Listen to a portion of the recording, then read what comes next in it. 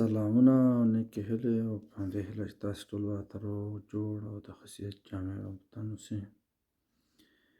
ګرانو وروڼو، غواړمه چې تاسو سره دغه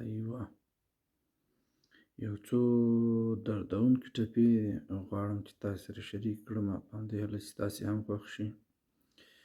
خدای شته چې زه دومره شوقي نه یم، خو طبیعي خبره ده چې بعضې شعرونه او بعضې اوازونه یا غږونه ډېر